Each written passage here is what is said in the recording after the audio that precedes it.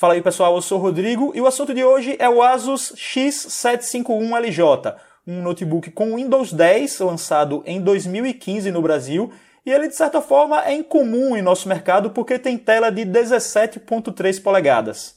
Notebooks desse tamanho em nosso país normalmente só são achados em algumas raras máquinas voltadas para games, que são caríssimas. E esse não é bem o caso aqui. O X751LJ tem sim uma configuração interessante para vários tipos de uso, mas também não dá para dizer que é voltado para jogos. De modo geral, não é um notebook daqueles sofisticados. Eu começo falando da carcaça, que é toda de plástico. Em geral, a construção parece resistente, as dobradiças que seguram a tela são firmes, e a tampa, que é texturizada, ela pega uma boa quantidade de marcas de dedo. O processador é um Core i5 5200U da Intel, um dual core. O computador vem com 6 ou 8 GB de RAM, 1 TB de HD, leitor de DVD e chip gráfico dedicado da Nvidia, o GeForce 920M. É uma configuração mais que suficiente para praticamente todas as tarefas do cotidiano, como internet, programas de escritório, edição de fotos e até de vídeo, além de jogos leves e medianos. Tem que se observar que o processador Core i5 da série U ele está longe de ter o mesmo desempenho de um Core i5 para desktop. Então, se você edita um vídeo em Full HD, o tempo que ele leva para renderizar no final é muito maior em relação ao computador de mesa. E a placa de vídeo dedicada, a GeForce 920M, curiosamente é só um pouco melhor que a placa integrada da Intel que já vem inclusa com o processador. Ainda assim, é bom ter uma Nvidia por questões de compatibilidade com jogos.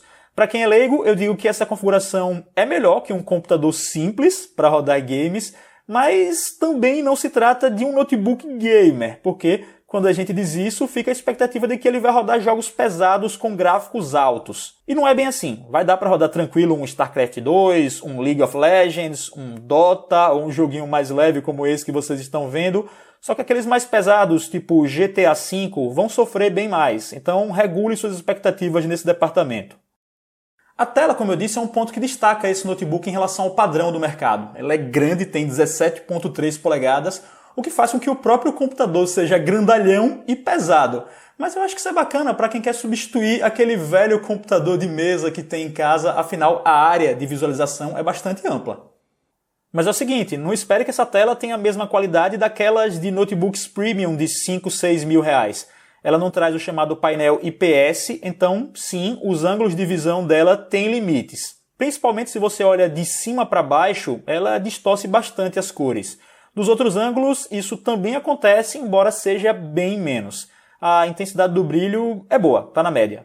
Então eu digo o seguinte, é uma tela que tem imagem no nível dos notebooks padrão no Brasil. Nada como a de um Mac ou a de um Dell Gamer, portanto, se você não tiver essa expectativa, vai aproveitá-la melhor. O legal é que ela tem uma resolução intermediária entre HD e Full HD, que é a 1600 por 900 pixels.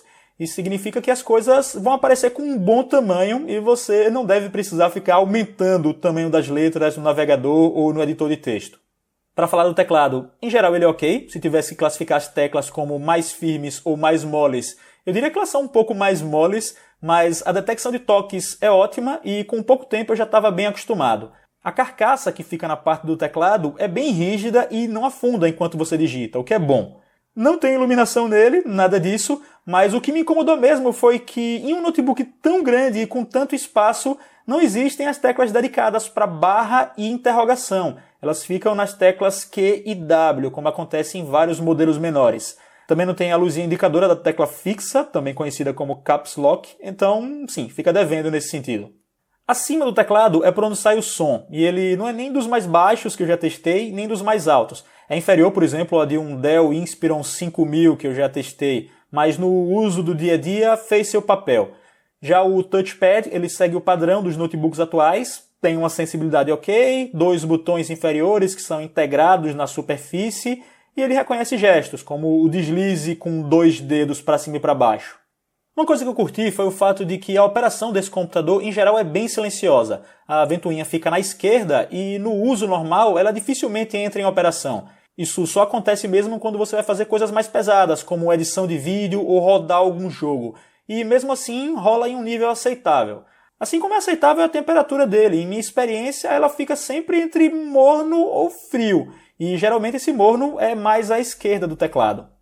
Já a bateria, ela não é nem fantástica e nem ruim. Em um uso que eu fiz aqui para testes, com brilho em mais da metade, Wi-Fi ligado, vídeos no YouTube, Office, gravação e edição de áudio, ela durou cerca de 2 horas e meia antes de o computador exibir a marca de 10% de carga restante. Deixa a observação que dá para fazer upgrade nesse notebook, tanto na memória RAM quanto trocar o HD. Como ele tem um drive de DVD, dá até para removê-lo e usar aquela pecinha chamada CAD para instalar um SSD junto com o HD, mas em relação a isso eu já deixo um aviso. É meio chato abrir esse cidadão aqui, viu?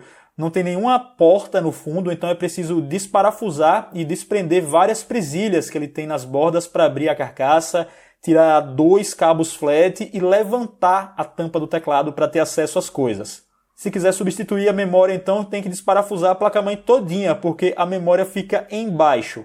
Ele vem com 4 GB soldados na placa, então você pode colocar até 8 GB no slot que não é soldado e chegar a um máximo de 12.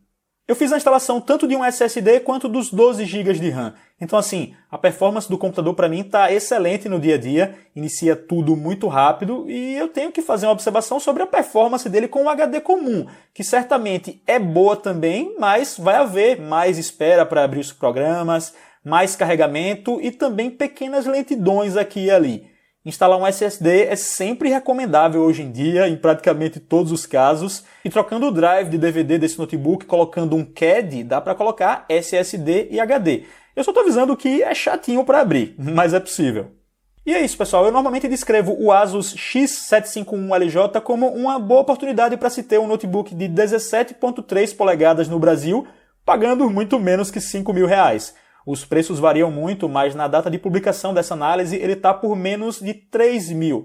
Quem compra só deve ter em mente que não é um notebook sofisticado, nada de tela IPS, de teclado iluminado ou coisa assim.